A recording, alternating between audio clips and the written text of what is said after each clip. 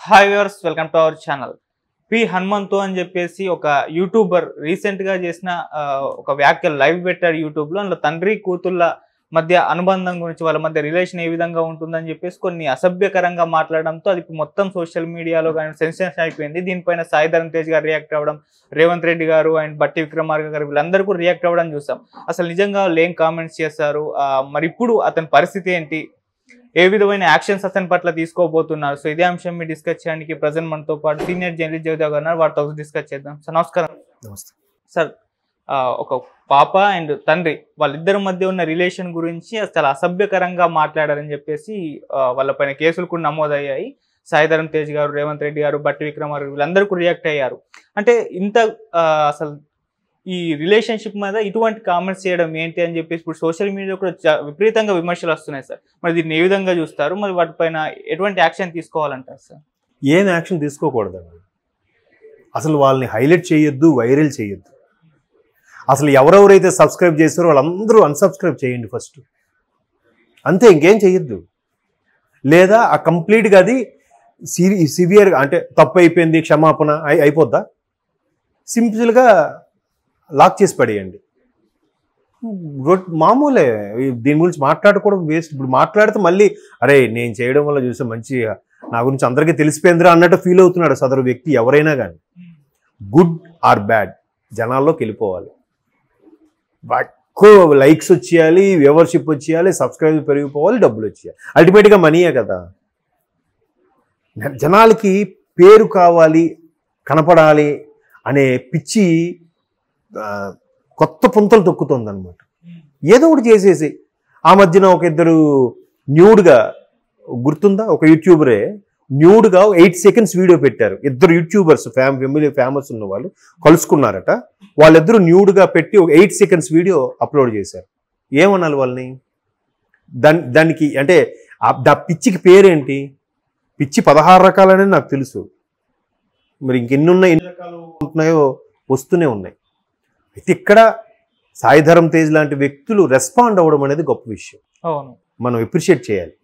అంటే చాలామంది బిజీ అబ్బా, చాలా బిజీ. ఏం బిజీ?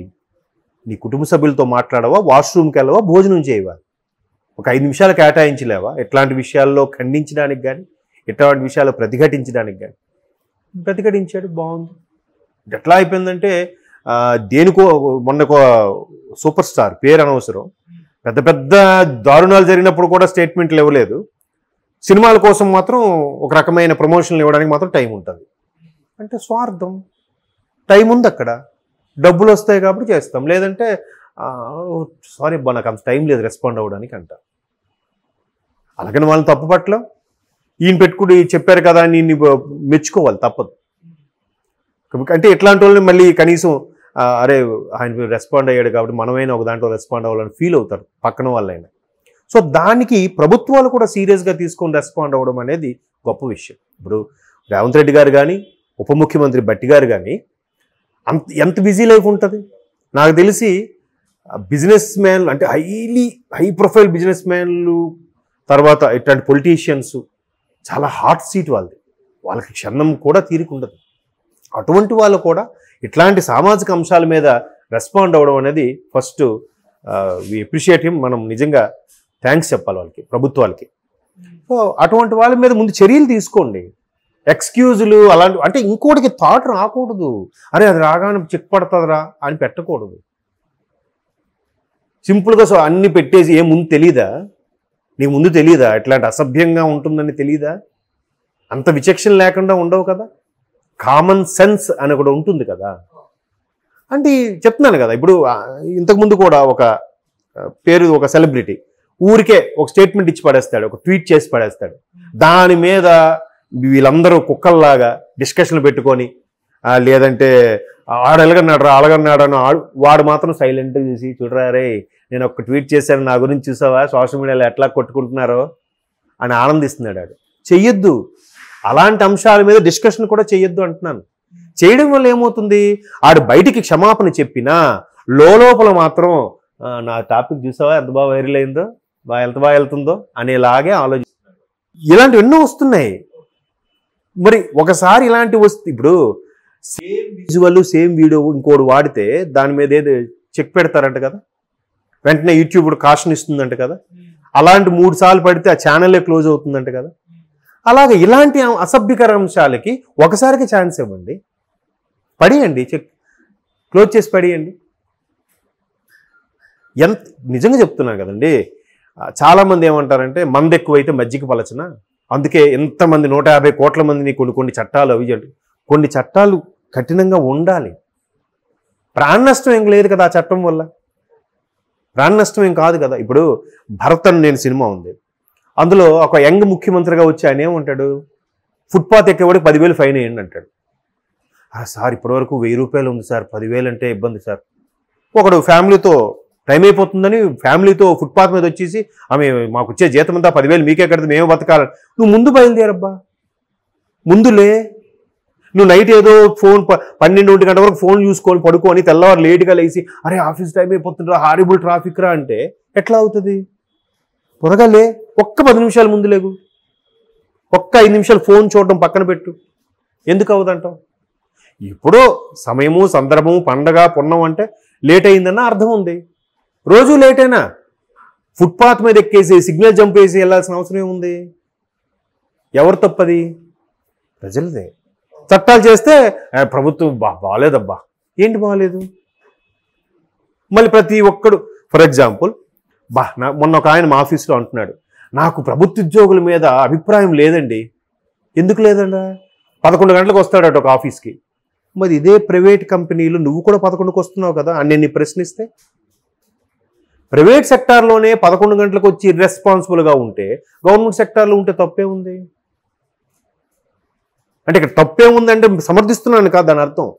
అట్లా మారాల్సింది ప్రజలు. కొన్ని రకాల కఠినమైన చట్టాలు తప్పదు. ఇప్పుడు మొన్న రీసెంట్గా పెట్టారు, ఎవరైతే మైనర్గా ఉన్నాడో వాడికి డ్రైవింగ్ ఇచ్చి వాడు ఏదైనా మిస్టేక్ యాక్సిడెంట్లు చేస్తే పేరెంట్కి కూడా గార్డియన్కి కూడా శిక్ష పడేలా పెట్టారు. మంచి చట్టం ఏది? ముందు వీడు భయపడతాడు, అరే ఇవ్వకూడదురా, ఇస్తే నాకు కూడా ఇంపాక్ట్ అని. నీ పిల్లడు నీకు ముద్దే, నీ కొడుకు నీకు ముద్దే. మరి మొన్న ముంబైలో ఏం జరిగింది? ఒక నిండు ప్రాణం బలిగొనిందా? మితిమీరిన వేగం అంటే ఆడికి 14 ఏళ్ళకో 13 ఏళ్ళకో డ్రైవింగ్ అలవాటు చేసి 16 ఏళ్ళు వచ్చేసరికి ఆడు ఎక్స్ప్రెస్ వే మీద 180 స్పీడ్తో వెళ్తే ఇంకేం జరుగుద్ది? మా డాడీ ఉన్నారులే, ఏముంది కేసు కొట్టడానికి, ఇస్తే బెయిల్ వస్తుంది, ఇస్తే కేసు కొట్టేస్తారు. లేదంటే ఇవాళ కొత్త కల్చర్ ఏంటంటే వాడి పేరు మీద ఇంకోడే ఒప్పుకుంటాడు, ఇంకో సామాన్యుడు వచ్చి నేనే డ్రైవ్ చేస్తున్నానండి, ఆ టైంలో అబ్బాయి లేడని పక్కన కూర్చున్నాడండి, ఎందుకు వాడి కుటుంబానికి ఏదో డబ్బులు వస్తాయని. సో కొన్ని కఠినమైన చట్టాలు చేయాలి.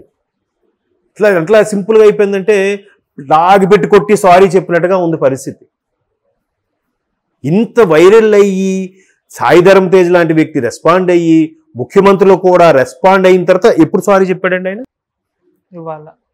ఏమ్మా తెలియలేదా? అంటే ఇలా వైరల్ అయిపోవాలి. నువ్వు నిజంగా ఆత్మసాక్షితో ఫీల్ అయ్యి అరే నేను చేసిన తప్పే కదా అనుకున్నాడు ఇమీడియట్గా ఆ వీడియో డిలీట్ చేయడమో వెంటనే సారీ చెప్పడం చేస్తాడు. 2 రోజుల తర్వాత ఎందుకు చేశాడబ్బా?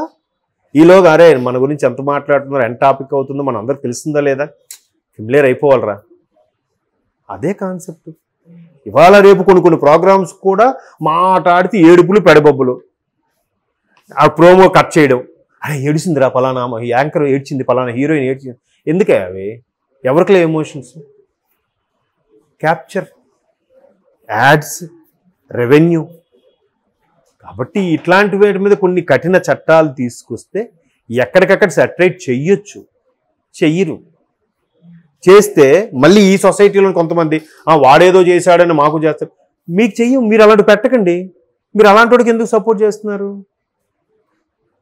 ప్రభుత్వాలు కొన్ని చేంజ్ అవ్వాలి. ఇప్పుడు సిగరెట్ పెట్టుందండి, smoking is injurious to health అని ఉంటుంది. పొగతా అరే అడికి ఎందుకు మరి లైసెన్స్ ఇచ్చావు? నువ్వు లైసెన్స్ ఇచ్చేది నువ్వే, కింద క్యాప్షన్ ఎందుకు ఇవ్వాలి? లైసెన్స్ ఎందుకు ఇవ్వాలి? కొనొద్దని చెప్పాను ఎందుకు? ప్రభుత్వాలు ఎటువంటి సందేశాలు ఇస్తున్నాయి, ప్రభుత్వాలు ఏ విధంగా ముందుకు తీసుకెళ్తున్నాయి? కొన్ని చట్టాలు అలాగ ఉన్నాయి, కొన్ని చట్టాలు ఎలాగ ఉన్నాయి. కొన్ని కఠినమైన చట్టాలు ఉండాలి. బట్ అదే అంటున్నాను, నిజంగా ఆ పర్సన్ రియలైజ్ అయ్యి సారీ చెప్పే మనిషి అయితే 2 days తర్వాత ఎందుకు చెప్తున్నారు? ఆయన ముందే చెప్పలేదు ఎందుకు? అందుకే వేస్ట్ ఇలాంటి discussion. Okay sir, thank you so much sir.